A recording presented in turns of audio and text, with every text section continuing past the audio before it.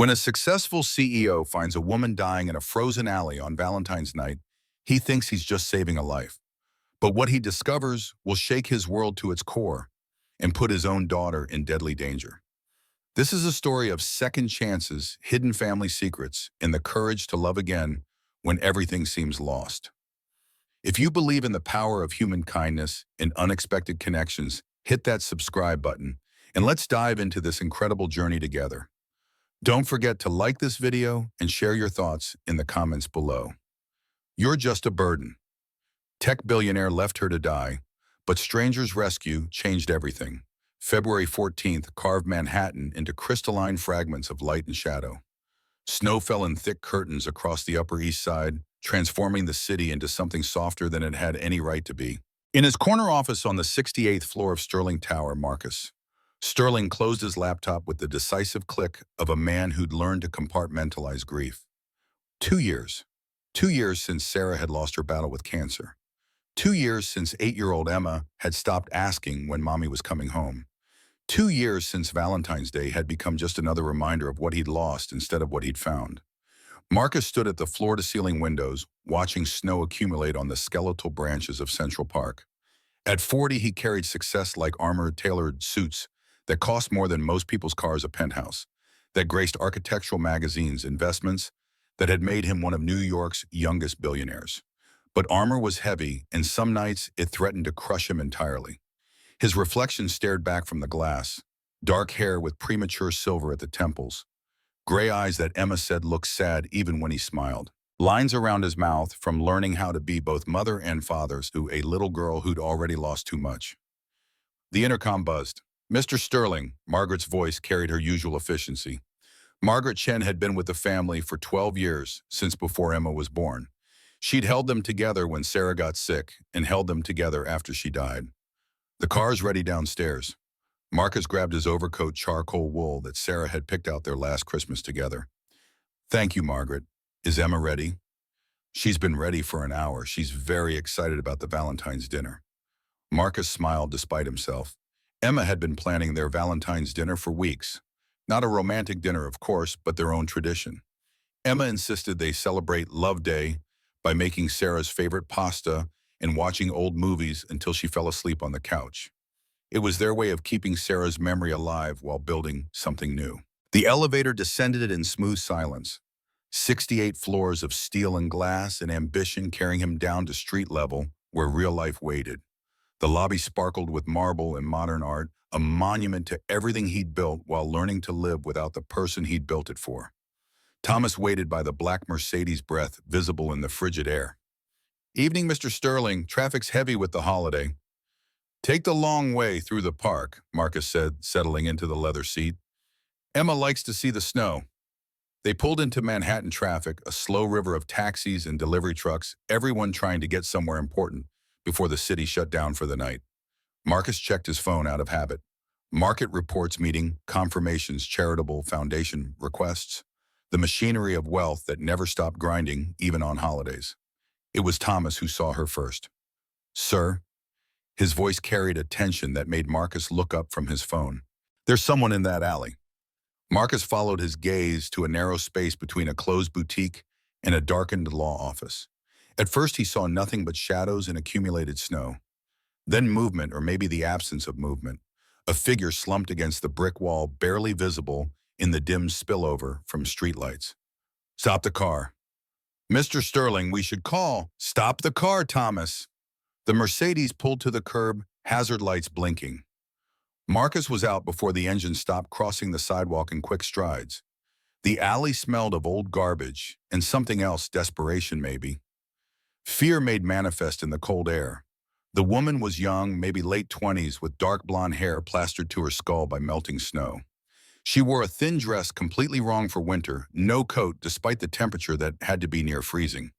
Her feet were bare skin, already showing the gray-blue tinge of severe cold exposure. Marcus knelt beside her, checking for pulse at her wrist. Weak, erratic.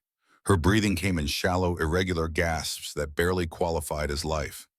That's when he saw the paper. A single sheet of white pinned to her dress with a safety pin positioned over her heart like a target. Marcus unpinned it with numb fingers, unfolding words written in sharp, angry handwriting. Unwanted burden. You were supposed to disappear quietly. Don't try to find me. Rage moved through Marcus like electricity. Someone had done this deliberately. Stripped her, abandoned her, left her to die with a note explaining why she deserved it. The same kind of coldness that left children in foster care, that left wives to fight cancer alone while husbands worked late. The same kind of coldness he had sworn never to show Emma. Sir, Thomas appeared at his shoulder, taking in the scene with professional calm. Should I call 911? No. Marcus slid his arms under the woman's body. She weighed almost nothing, bones wrapped in skin and summer cotton. They'll take her to Bellevue. She'll be processed as a Jane Doe, maybe forgotten by the time anyone asks questions. He lifted her against his chest, his coat falling open to cover her. We're taking her home. Call Dr. Williams. Tell her it's hypothermia and I need her at the penthouse in 20 minutes. Thomas hesitated only a moment before pulling out his phone. 17 years of driving for the Sterling family had taught him when to argue and when to act. The woman stirred as Marcus carried her to the car, eyelids fluttering but not opening. Her lips moved soundlessly, forming words he couldn't hear. He settled into the back seat with her across his lap, wrapping his coat around her like a blanket. Drive carefully, he told Thomas, but fast. They accelerated through traffic hazard lights, clearing a path through the Valentine's evening rush. Marcus pressed 2 fingers to the woman's neck, monitoring her pulse. 42 beats per minute. Too slow. Her skin felt like touching snow. The note crinkled in his pocket, evidence of whatever cruelty had led to this moment. Someone had decided this woman was disposable, had written her off as a problem to be solved rather than a person to be helped. Marcus thought about Sarah's last words in the hospital. Take care of each other. Not just him and Emma, but anyone who needed taking care of. Sarah had believed in opening doors, not closing them. She would have stopped the car too. The penthouse occupied the top 3 floors of a pre-war building overlooking Central Park. As the private elevator rose, Marcus watched the woman's face in the dim light. Even unconscious, even nearly dead from cold, she was beautiful in a fragile way that spoke of too much hurt, carried too young. The elevator opened directly into the foyer. Margaret appeared, immediately taking in the situation with her usual unflappable efficiency. Dr. Williams is en route, she said, already moving toward the guest room. I've prepared the bed with heated blankets. Emma materialized from the living room, still in her school uniform, but with Valentine stickers covering in her sweater. Her dark eyes, Sarah's eyes, went wide when she saw the woman in Marcus's arms. Daddy, who is that? Someone who needs our help, sweetheart. Dr. Williams is coming to take care of her. Emma followed as Marcus carried the woman to the guest room, a space usually reserved for business associates who never came. Margaret had transformed it into something between bedroom and medical facility. Heating pads, extra blankets, a space heater warming the air. Marcus laid the woman on the bed, tucking heated blankets around her carefully. Her breathing had stabilized slightly, but her pulse remained dangerously slow. What happened to her? Emma climbed onto the chair beside the bed, studying the woman's face with 8-year-old intensity. She was very cold. Sometimes people get so cold they can't warm up by themselves. Like when I fell in the pond that time. Something like that. Marcus remembered that day, Emma chasing a butterfly too close to the edge, the splash, his heart stopping, until he pulled her out safe. This was different, though. This was someone choosing to push another person into the water. Patricia Williams arrived with her usual efficiency, medical bag in hand, and sharp eyes that missed nothing. She'd been the Sterling family doctor for 15 years, had delivered. Emma had held Marcus's hand when Sarah died. What do we have? She asked, immediately checking pupils and pulse. Severe hypothermia. Found her in an alley about 30 minutes ago. No ID, but... Marcus pulled out the note, handing it over. Patricia read it without expression, but her jaw tightened. This is criminal. Whoever did this should be arrested. First, she needs to survive. Patricia nodded, opening her medical bag. Emma, sweetheart, could you help me? I need someone brave to hold my flashlight. Emma straightened, honored by the responsibility. Marcus watched his daughter's face as Patricia worked, checking temperature, blood pressure, examining the bruises that had become visible as circulation improved. Core temperature is about 86 degrees, Patricia said quietly. Pulse is improving. Breathing is stabilizing. The hypothermia probably saved her life, slowed her metabolism enough that her organs didn't shut down. She looked up at Marcus with something between respect and concern. You probably saved her life by bringing her here instead of waiting for an ambulance. But Marcus, this woman has been severely abused. Those bruises are restraint marks. She's been held against her will recently. The woman's eyes opened. Not all at once, but slowly, like someone surfacing from deep water. Dark blue irises moving between Patricia's face and the unfamiliar ceiling, trying to make sense of consciousness. Patricia placed a gentle hand on her shoulder. Easy now, you're safe. You're in a private residence being treated for hypothermia. Can you tell me your name? The woman's voice came out barely above a whisper damaged from cold and screaming. Isabella. Isabella Chen. Isabella. Marcus stepped into her line of sight, keeping his distance to avoid crowding her. I'm Marcus Sterling. I found you tonight. Do you remember how you got in that alley? Isabella's eyes fixed on his face, searching for threat or safety, trying to categorize him. Her gaze moved to the medical equipment, the heated blankets, finally to Emma, who was still holding Patricia's flashlight with serious concentration. Vincent, she whispered, and something broke in her voice. Vincent Kane. He said he loved me. 3 years, then today he... Her voice failed completely. Emma moved closer to the bed, still clutching the flashlight. Did Vincent hurt you? Isabella looked at this child who asked the question, adult's wooden voice, and tears started falling. Yes, he hurt me very much. That's not okay, Emma said with 8-year-old certainty. Hurting people isn't okay, even if they're not your family. Especially then, Marcus added quietly. The note in his pocket felt like evidence, now proof of a crime that went beyond abandonment into attempted murder. Patricia finished her examination, making notes on a chart she'd started. Isabella, you're going to be okay physically. The hypothermia caused some damage, but nothing permanent. You'll need rest, warmth, and time to recover. But those bruises, this Vincent person, is he likely to come looking for you? Isabella's eyes went wide with something close to panic. He said I was supposed to disappear, that no one would look for me because I don't have anyone. You have someone now, Emma announced. You have us, right, Daddy? Marcus looked at his daughter's serious face, at Isabella's hopeful terror, at Patricia's expectant expression. He thought about Sarah's last words about taking care of each other. He thought about the note in his pocket and whoever had written it with such casual cruelty. Right, he said. You're safe here, for as long as you need. Isabella closed her eyes, tears still falling, but something like relief washing over her face. Thank you. I don't know how to thank you enough. You don't need to thank me. You just need to get better. But even as he said it, Marcus was thinking about the name she'd whispered. Vincent Kane. He knew that name from business circles, tech CEO, upcoming IPO, aggressive reputation. If that was who had done this, who had left Isabella to die like disposable trash, then this was far from over. Outside, snow continued to fall over Manhattan, covering the tracks that led from Sterling Tower to a narrow alley where someone had tried to erase a human being. But tracks could be followed backward too, and Marcus Sterling had resources that most people could only dream of. Someone was going to pay for this. Emma climbed carefully onto the bed beside Isabella, still holding the flashlight like a sacred trust.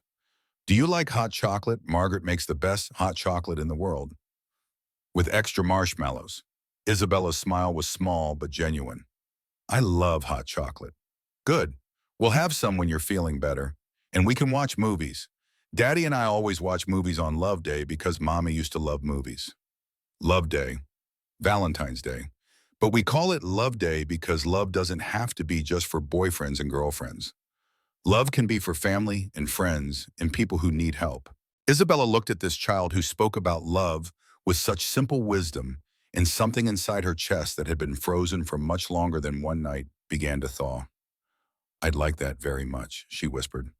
Marcus watched his daughter's natural kindness work its magic and made a silent promise. He would find out everything about Vincent Kane. He would make sure this man never hurt anyone again, and he would prove to Isabella Chen that she was not unwanted, not a burden, not disposable.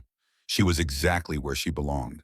The heating pad hummed quietly, warming, began its slow work, and somewhere in Manhattan, a man named Vincent Kane had no idea that his carefully planned disposal had just become his biggest mistake. Because Marcus Sterling protected his family, and Isabella Chen was family now.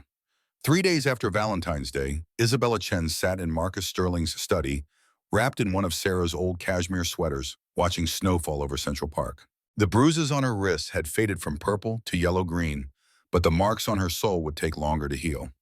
Marcus entered carrying 2 cups of coffee, setting one beside her, before taking his seat across from the mahogany desk that had witnessed 1,000 business deals. This conversation would be different.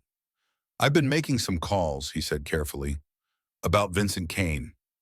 Isabella's hand trembled slightly as she reached for the coffee. 3 days of safety hadn't erased 3 years of conditioning. "What did you find?" "He's not just some tech CEO with anger issues. Kincaid Technologies is preparing for a major IPO next month, potentially worth $3 billion. Vincent needs his image spotless for that kind of scrutiny." The implication hung between them like smoke. "So I was a liability. You were evidence of who he really is beneath the carefully constructed public persona." Isabella set down her coffee cup, staring at her hands. "There were others before me. He used to mention them sometimes when he was angry. Jessica, who was too emotional. Sarah, who was too needy. Always their fault, never his." "Isabella," Marcus leaned forward, a voice gentle but urgent. "Would you be willing to talk to someone, a federal agent who specializes in this kind of case?" Before she could answer, Emma burst through the study door, still in her school uniform but with paint smudges on her cheeks. "Isabella, look what I made in art class." She held up a watercolor painting of 3 figures holding hands in front of a building. "It's our family. See, there's Daddy and me and you." Isabella's throat tightened. In Emma's innocent artwork, she belonged. She was wanted. She was home. "It's beautiful, sweetheart," Isabella managed. "Just beautiful. I'm going to put it on the refrigerator so everyone can see we're a family now." Emma bounced on her toes. "Margaret made hot chocolate. Want some?" "In a minute," Marcus said. "Isabella and I are having an important grown-up conversation." Emma's expression grew serious. "About the bad man who hurt Isabella." The directness of children never ceased to amaze Marcus. "Yes, about him." "Good. Bad men should get in trouble for hurting people." Emma turned to Isabella with fierce protectiveness. "Don't worry, Daddy's really good at fixing problems. He fixed my bike when it was broken, and he fixed the leak in my ceiling, and he'll fix this too." After Emma skipped away to hang her artwork, Isabella wiped her eyes with the sweater sleeve. "She makes it sound so simple." "Maybe it is simple. Good people help each other. Bad people get stopped." Marcus pulled out his phone. "I'd like you to meet someone, Agent David Cross from the FBI's white-collar crime unit. He was a friend of Sarah's before she died." Isabella nodded slowly. "Okay, but Marcus, what if he comes looking for me? Vincent doesn't like loose ends." "Then he'll have to go through me first." The conviction in his voice reminded Isabella why she'd felt safe here from the first moment she'd opened her eyes. Marcus Sterling protected his family, and somehow, impossibly, she was family now. Agent David Cross arrived an hour later, a tall man in his 50s with kind eyes and the patient manner of someone who'd spent years listening to difficult stories. He settled into the study with the ease of someone who'd been there before. "Isabella, I want you to know that whatever you tell me today stays confidential unless you decide to press charges. This is just information gathering." She looked at Marcus, who nodded encouragingly, then began to speak. The story that emerged over the next 2 hours painted a picture of systematic, psychological, and financial abuse. Vincent had isolated Isabella from friends and family, controlled every aspect of her finances, convinced her that she was lucky to have him because no one else would want someone so damaged. "He said I was an investment that hadn't paid off," Isabella said, voice steady but hands clenched. "That he'd wasted 3 years trying to make something worthwhile out of nothing." Agent Cross took notes without judgment, occasionally asking clarifying questions. When Isabella finished, he set down his pen and looked at both of them seriously. "What you've described is consistent with what we call financial and emotional trafficking. Vincent Kane has been on our radar for other reasons, suspicious business practices, potential securities fraud. But this gives us a different angle." "Other women?" Marcus asked. "We think so. The problem is finding them. Men like Kane are careful. They choose victims who don't have strong support systems, who can disappear without too many people asking questions. Isabella felt cold despite the warm room. How many others do you think there are? Based on the pattern you have described, at least 3 or 4 over the past 7 years, maybe more. Emma appeared in the doorway again, this time carrying a tray with 3 cups of hot chocolate topped with marshmallows. Margaret said important conversations require hot chocolate, she announced solemnly. Agent Cross accepted his cup with a smile. Margaret's absolutely right. Thank you, Emma. Emma settled cross-legged on the floor beside Isabella's chair, apparently deciding that this was a family meeting and she belonged here too. Are you going to arrest the bad man? She asked Agent Cross directly. We're going to try, sweetheart, but first we need to gather evidence and find anyone else he might have hurt. Isabella can help with that, right? She knows lots about him. Out of the mouths of babes, Agent Cross looked at Isabella with new interest. Would you be willing to help us build a case? It would mean going over painful memories, possibly testifying in court.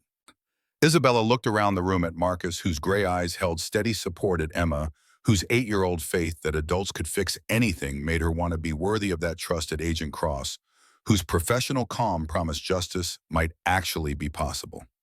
Yes, she said quietly, I'll help, but I need to know that you can protect them. She gestured toward Marcus and Emma.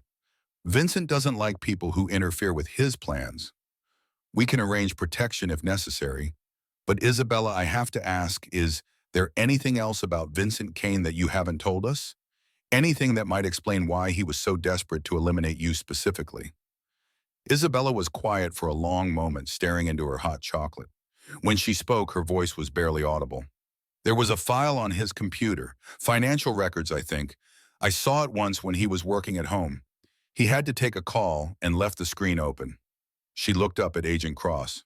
I only saw it for a few seconds, but there were names, women's names, and beside each one was a status: resolved, relocated, managed. The room went completely silent except for the soft whisper of heating through the vents. The file was labeled asset management, Isabella continued, but it wasn't about business assets. It was about us, about the women. Agent Cross leaned forward intently. Do you remember any of the names? Some of them.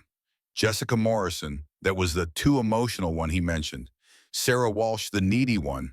And there were others. She trailed off, then looked directly at Agent Cross. Some of the names had dates beside them. Recent dates, like they were still being monitored. Marcus felt ice in his veins. He's still controlling them, even after the relationship's end. Or he's eliminated them, Agent Cross said grimly. Isabella, this information changes everything. We're not just talking about emotional abuse anymore. We might be looking at kidnapping, false imprisonment, possibly worse. Emma had been listening with the intense concentration only children could manage. Now she spoke up, voice small but clear. Are the other ladies safe? The question hung in the air like a judgment. Agent Cross exchanged a look with Marcus before answering. We don't know yet, sweetheart, but we're going to find out. That evening, after Agent Cross had left with promises to begin a formal investigation, Marcus found Isabella standing at the living room windows, watching lights twinkle across Central Park. Regrets, he asked softly, about talking to the FBI? No, about getting you and Emma involved in this mess every minute. Marcus moved to stand beside her, close enough to offer comfort, but not so close as to crowd. You didn't get us involved, Isabella. I chose to stop the car that night. I chose to bring you home. I chose to protect you. And now you might all be in danger because of those choices. Sarah used to say that the most dangerous thing in the world was deciding that other people's pain wasn't your problem. Marcus's reflection met hers in the glass. The moment I saw you in that alley, you became my problem, in the best possible way. Isabella turned to look at him directly. Why, you don't even know me. I'm nobody special, just another woman who was stupid enough to believe a man who lied to her for 3 years. You're not nobody. You're the woman who held Emma's hand during her vaccination last week when I was stuck in a meeting. You're the woman who taught her how to make paper snowflakes that actually look like real ones. You're the woman who reads her bedtime stories in 3 different voices and makes her laugh until her sides hurt. Isabella's eyes filled with tears. That's not enough to risk your family's safety. You are my family's safety. Emma hasn't had nightmares about losing another parent since you arrived. Do you know what that means to me? She's been sleeping peacefully for the first time in 2 years because she knows someone she loves will still be here in the morning. The words hit Isabella like a physical blow. She'd been so focused on seeing herself as a burden that she hadn't realized she might actually be contributing something valuable. I love her too, she whispered. I love both of you. That's what makes this so scary. I've never had anything worth losing before. Then don't lose it. Marcus stepped closer, his hands finding her shoulders. Don't run away because you're afraid. Stay and fight. Let us fight with you. What if Vincent comes here? What if he threatens Emma? Then he'll discover what happens to people who threaten my daughter. The quiet certainty in Marcus's voice reminded Isabella that beneath the careful businessman's exterior lived someone who would go to any lengths to protect the people he loved, including her, apparently. Daddy, Emma's voice came from the hallway. Is Isabella okay? I heard sad voices. I'm okay, sweetheart, Isabella called back. Just a little worried about grown-up things. Emma padded into the living room in her pajamas, dragging her stuffed elephant behind her. When I'm worried about grown-up things, Daddy always tells me that worries are lighter when you share them with people who love you. Isabella knelt to Emma's level. Your daddy is a very wise man. I know. That's why I'm not worried about the bad man. Daddy will protect us. Emma's certainty was absolute. Besides, Margaret says people who hurt other people will eventually get what's coming to them. And Margaret is never wrong about anything. Despite everything, Isabella found herself laughing. No, she's definitely not. Emma hugged her fiercely, all small arms and unconditional love. You don't have to be scared, Isabella. We're your family now, and families protect each other. Over Emma's head, Isabella met Marcus's eyes. In them, she saw the same fierce protectiveness Emma had expressed, tempered by adult understanding of what they might be facing. She also saw love. Not the controlling, possessive emotion Vincent had called love, but something clean and steady and real. Something worth fighting for.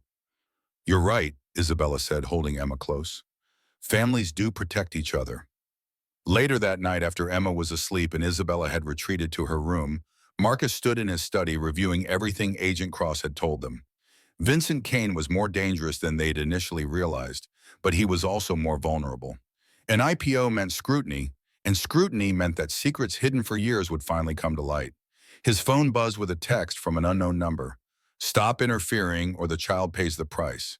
You have 48 hours to return what doesn't belong to you. Marcus stared at the message for a long moment, then forwarded it to Agent Cross with a note. He made contact. Do you have enough for protective custody? The response came back immediately, working on it. Do not engage with him directly. We're setting up surveillance on your building tonight. Marcus deleted the threatening text and walked to Emma's room, checking on his sleeping daughter. She lay curled around her stuffed elephant, breathing peacefully in the glow of her nightlight. No one was going to hurt her. No one was going to take Isabella away from them. Vincent Kane had made his first mistake when he decided Isabella Chen was disposable. His second mistake was threatening Emma Sterling. There wouldn't be a third. The next morning brought chaos disguised as a normal Wednesday. Emma was eating cereal in the kitchen when Margaret answered the penthouse intercom, her face growing pale as she listened to the security desk downstairs. Mr. Sterling, she called, her British accent tight with concern. There's a Vincent Kane here to see you. He claims to have legal documents requiring immediate delivery to Miss Chen. Isabella, who had been helping Emma with her math homework, went completely still. The spoon clattered from Emma's hand into her cereal bowl. He's here, Isabella whispered. He found me. Marcus was already moving phone in hand. Margaret, tell security to keep him downstairs. Don't let him access the elevator under any circumstances. He speed-dialed Agent Cross while heading toward the living room windows that faced the street.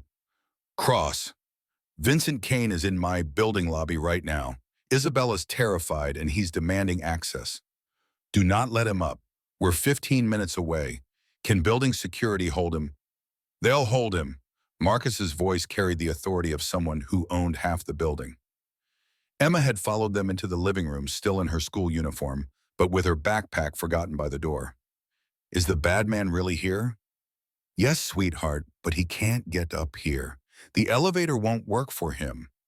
Isabella was trembling now, years of conditioning overwhelming rational thought. You don't understand. Vincent gets what he wants. He always gets what he wants. He'll hurt Emma to get to me. He'll Isabella. Marcus caught her hands in his, grounding her in the present moment. Look at me. He's 40 floors down, surrounded by security cameras and professional guards. He cannot hurt anyone here. The intercom crackled again. Margaret's voice carried a note of satisfaction. Mr. Sterling, Mr. Kane has become quite agitated. Security reports that he's demanding to know why his legal right to retrieve his property isn't being honored. Emma's face scrunched in confusion. Property? But Isabella isn't property. She's people. That's exactly right, sweetheart. Marcus felt rage building behind his calm facade. Vincent Kane had just made a critical error, revealing his true nature in front of witnesses in a building lobby equipped with recording equipment. Isabella was fighting panic, but Emma's simple clarity seemed to cut through years of psychological conditioning. He doesn't own me, she said quietly, as if remembering something she'd forgotten. People can't own other people. That's right, Marcus confirmed, and in about 10 minutes, a federal agent is going to explain that to him very clearly. The lobby cameras fed to a screen in Marcus's study. They watched Vincent Kane pace the marble floor like a caged animal, his handsome face twisted with frustration that his usual intimidation tactics weren't working. He was tall, impeccably dressed, and radiated the kind of authority that usually got him whatever he demanded. Today was different. Agent Cross arrived with 3 other federal agents entering through the building's side entrance to avoid Kane's notice. Marcus watched through the lobby feed as they approached Vincent from behind. Vincent Kane, Agent Cross's voice carried the weight of federal authority. I'm Agent Cross, FBI. You're under arrest for violations of federal trafficking laws, wire fraud, and conspiracy to commit securities fraud. The reaction was immediate. Vincent's composure shattered, revealing the rage that Isabella had lived with for 3 years. This is insane, he shouted loud enough to be heard clearly through the intercom. That woman stole from me. She's mentally unstable. You have the right to remain silent. Agent Cross continued calmly as other agents moved to restrain Vincent. I strongly suggest you use it. Isabella watched her tormentor reduced to handcuffs, and Miranda rights, and something inside her chest that had been clenched for years finally began to relax. It's over, she whispered. Not quite. Agent Cross's voice came through Marcus's earpiece. We need Isabella to come downstairs. There's something Kane said that she needs to hear. 10 minutes later, they stood in the building's security office watching playback of Kane's arrest. Isabella held Emma's hand on one side and Marcus's on the other, drawing strength from both. Watch this part, Agent Cross said, replaying Kane's breakdown when the handcuffs clicked into place. You don't understand, Kane was screaming at the arresting officers. She's not just some random victim. She's my sister. I was trying to protect her from herself. The world stopped. Isabella stared at the screen, blood draining from her face. What did he say? Agent Cross paused the recording. Isabella, what do you remember about your early childhood, before the foster system? Nothing. I was told my parents died in a car accident when I was 3. No other family. Isabella's voice was hollow with shock. Vincent Kane was adopted by the Kane family when he was 8. Birth name Vincent Chen. He aged out of the foster system before adoption, but apparently he never stopped looking for his little sister who was adopted separately. Emma squeezed Isabella's hand tighter. You have a brother. According to his records, yes. And according to his own statement just now, everything he did to you was his twisted idea of protection. Isabella felt the ground shifting beneath her feet. 3 years of abuse, manipulation, and control, all justified in Vincent's mind as brotherly care. He said he loved me, she whispered. He said we were building a life together. Abusers often convince themselves their actions are justified, Agent Cross said gently. In Kane's case, childhood trauma in the foster system seems to have created an obsession with control and possession. He found you, but instead of revealing the family connection, he approached you romantically. Marcus felt sick. He manipulated a romantic relationship with his own sister to maintain control over her. It explains the escalation, Agent Cross continued. Kane's company is going public. He needed his image spotless, but he also couldn't bear to actually lose control over Isabella. His solution was to eliminate her in a way that it looked like random tragedy. Isabella was shaking now, but not from fear, from rage. 3 years, she said, voice getting stronger with each word. 3 years he let me believe I was alone in the world. 3 years he made me think I was worthless, unlovable, broken. When I had a brother, I had family. Emma looked up at Isabella with 8-year-old wisdom. But you have family now, too. You have us.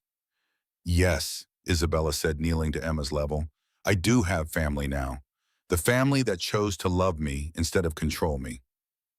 2 weeks later, Isabella stood in the penthouse kitchen teaching Emma how to make Chinese dumplings, a recipe she'd somehow remembered from childhood, triggered by the safety of belonging somewhere again.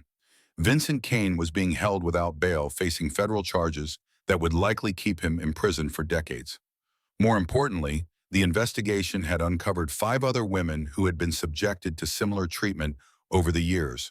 All were alive, and all were safe, and all were finally free to reclaim their lives. The secret is in the pleating, Isabella explained, guiding Emma's small fingers as they folded dumpling wrapper around pork and vegetable filling. My grandmother taught me this, though I didn't remember until now. You have a grandmother too? Emma asked, fascinated. Had, but I remember now that she used to make these for me when I was little. Before the foster homes, before Vincent, before everything got complicated. Marcus entered the kitchen carrying legal documents, his expression unreadable. The adoption paperwork is finalized, he said quietly. Isabella froze dumpling half-formed in her hands. They'd been discussing it for weeks legally, making Isabella part of the Sterling family. But hearing it confirmed still felt surreal. It's official, she whispered. Completely official. Isabella Chen Sterling. Marcus smiled, the expression transforming his usually serious face. Welcome to the family, legally and officially this time. Emma shrieked with joy, abandoning her dumpling to wrap flour-covered arms around Isabella. You're my sister now. For real, for real. For real, for real, Isabella confirmed, tears streaming down her face as she hugged Emma back. Marcus pulled both of them into his arms, creating a circle of warmth and belonging that Isabella had never thought possible. After years of believing she was nobody's girl, she was finally somebody's everything. There's something else, Marcus said when they had all stopped crying. The foundation paperwork came through too. Isabella had proposed using part of the settlement from Vincent's assets to create a foundation for trafficking survivors. The Isabella Sterling Foundation would provide emergency housing, legal advocacy, and long-term support for women escaping situations like hers. The board approved your proposal, Marcus continued. Full funding for the first 5 years, with renewable grants after that. You'll be helping other women find their way home. Just like Daddy helped you find your way home, Emma added sagely.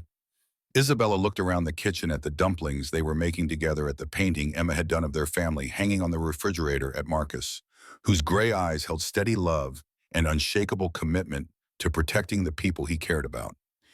She thought about Vincent sitting in a federal prison cell, finally paying for his crimes. She thought about the other women he'd hurt, who were now free to rebuild their lives. She thought about her grandmother's dumpling recipe, recovered from memory, because she finally felt safe enough to remember good things from her past. Most of all, she thought about Emma's simple declaration. You don't have to be scared. We're your family now, and families protect each other. I love you both, Isabella said, her voice strong and clear and completely certain. More than I knew it was possible to love anyone. We love you too, Emma said, already reaching for another dumpling wrapper. Now show me the pleating again. I want to make perfect ones for Margaret. Outside, snow was beginning to fall over Manhattan again, but this time it looked like blessing instead of burial. This time Isabella watched it from inside, warmth and safety and love. This time she was home. 6 months later, the Isabella Sterling Foundation opened its doors to its first residents. The building was warm and safe and full of hope, staffed by people who understood that sometimes loving someone meant giving them space to heal at their own pace. Emma cut the ribbon at the opening ceremony, standing between Marcus and Isabella, like the bridge she'd always been between despair and hope. Local news covered the story, focusing on the positive, the foundation. The families reunited, the justice served.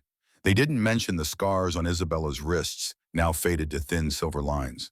They didn't mention the nightmares that still came sometimes, or the way she still checked locks twice before sleeping. They didn't mention the long therapy sessions or the careful rebuilding of trust. What they did mention was the transformation of a woman who had been left to die and chose instead to live, who had been told that she was nobody and proved she was somebody worth saving, who had been alone and found family in the most unexpected places. At the end of the ceremony, as guests mingled and Emma proudly gave tours of the facility, Marcus found Isabella standing in the foundation's main living room, watching through the windows as more snow began to fall. Regrets, he asked the same question he'd posed months ago. None, Isabella answered the same way she had then. But this time her voice carried not just determination, but genuine peace. Good, Marcus said, slipping his arms around her from behind, because I have something to ask you. Isabella turned in his arms, seeing something new in his expression, something nervous and hopeful and slightly terrified. Isabella Chen Sterling, he said, voice rough with emotion, would you marry me? Not because you need protecting and not because Emma needs a mother figure, but because I love you and I want to spend the rest of my life proving that you deserve every good thing this world has to offer. Isabella looked at this man who had stopped his car on the worst night of her life, who had opened his home and his heart and his family to a stranger, who had fought for her when she couldn't fight for herself and stood beside her when she learned to fight again. She thought about all the ways a person could be saved and all the ways a person could save someone else in return. Yes, she whispered, and then louder. Yes, Marcus Sterling, I would love to marry you. Emma's delighted shriek carried across the room as she noticed them kissing, and soon they were surrounded by Foundation residents and staff and well-wishers, all celebrating this moment of joy in a place dedicated to second chances. Later, much later, when the celebration had ended and they were home in the penthouse, Emma fell asleep between them on the couch while they watched one of Sarah's favorite movies. Isabella looked at her sleeping daughter because that's what Emma was now officially and forever, and marveled at how quickly a heart could expand to hold more love than seemed physically possible. Thank you, she whispered to Marcus, for everything. Thank you for letting me save you, he whispered back. Thank you for letting me save you too. Because that's what love was, Isabella had learned. Not one person rescuing another, but two people choosing to keep each other safe, choosing to be each other's home. The snow continued to fall outside, covering Manhattan in clean white hope. Inside, a family that had found each other against all odds, settled into sleep, protected and protecting, loved and loving, finally and forever home. As Isabella Chen Sterling closed her eyes and dreamed of dumpling recipes and 8-year-old laughter and gray eyes that promised safety. She dreamed of foundations built from hope and families built from choice and love that grew stronger instead of smaller with time. She dreamed of belonging, and when she woke, she would still be home. The end. Sometimes the most extraordinary families are the ones that choose each other.